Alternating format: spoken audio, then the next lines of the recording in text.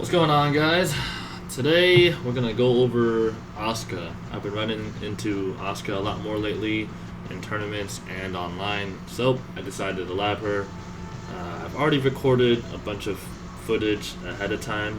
They're just a bunch of clips that I've done, and I have it in my own Discord as notes. So I'm just gonna go over that, and so I'll pull it up right here. And of course, the first thing I have is just sidestep right, so that's in general what you want to do. But first move we're going to look at is her while standing 1-4. It's her 14 frame punish, and if they miss, it's mid-high, so you can duck and launch it, and it's -4 on block. So if they somehow try to punish you and they miss their punish, you can duck and launch. Kind of like this.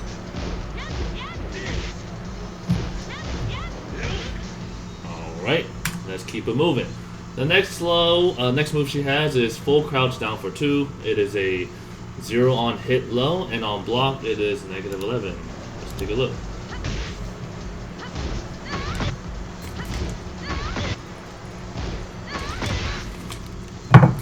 Alright, next move. 1-2-4. This is a high mid string. It is -12 on block.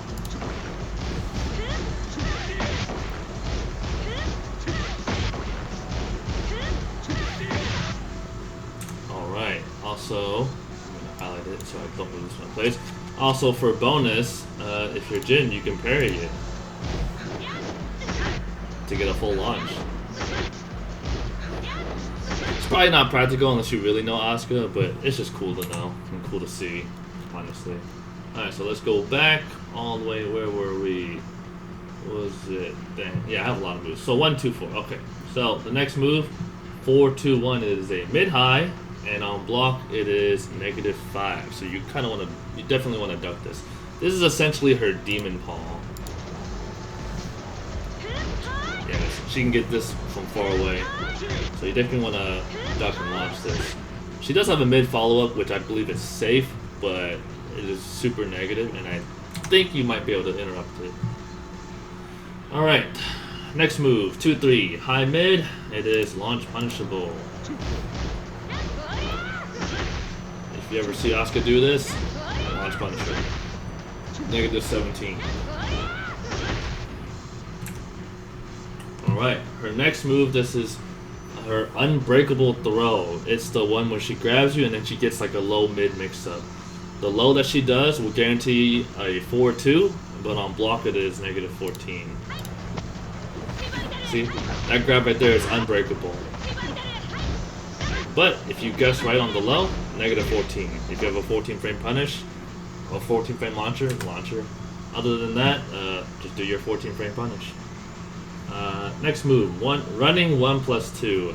This is a +11 on block, so pretty good if you ask me. But it is a high.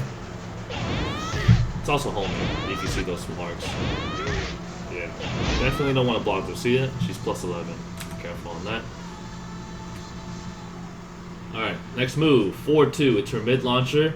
It's a whiff punisher. It's pretty famous, infamous.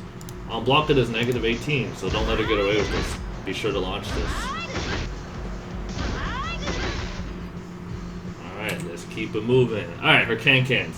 It is a low high, and you cannot low parry it. So honestly, a lot of times you really just have to hold this, or if you really have a read, you can duck and launch. But for the most part, just take your mix-up turn. Okay.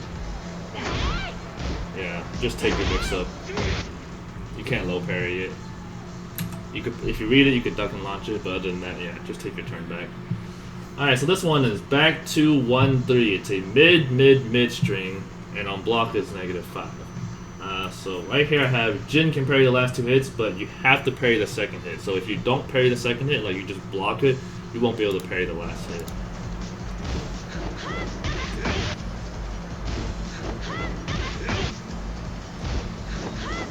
Yeah, other than that, it's safe. You pretty much have to hold it, unless you're Jin. Alright, sidestep 2, it's her heat engager, it's a mid, on block it is -13. Yep.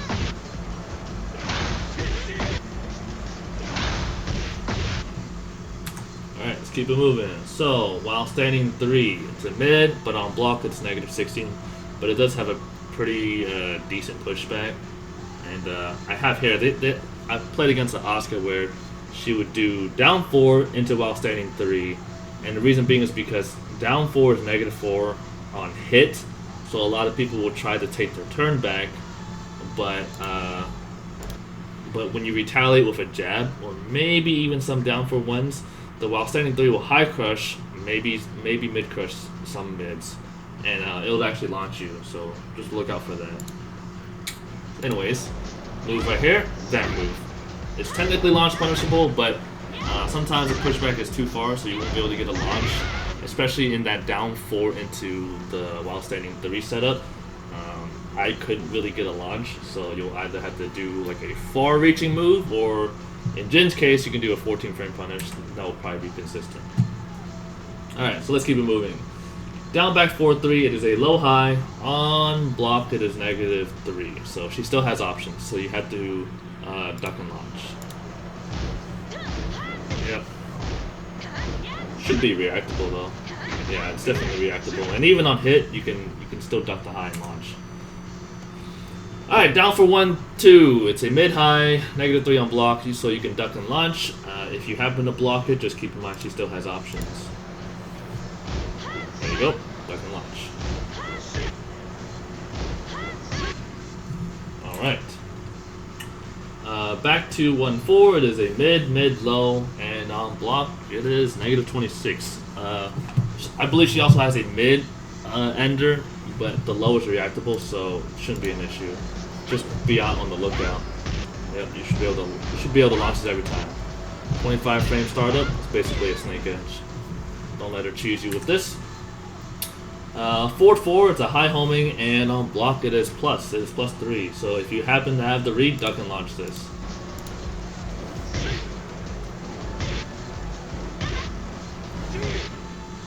Alright, let's keep it moving. I know I have a lot of moves, but that's what we do. We lab. So, back 4-2-3, mid string, and on block it is negative 16. Let's take a look.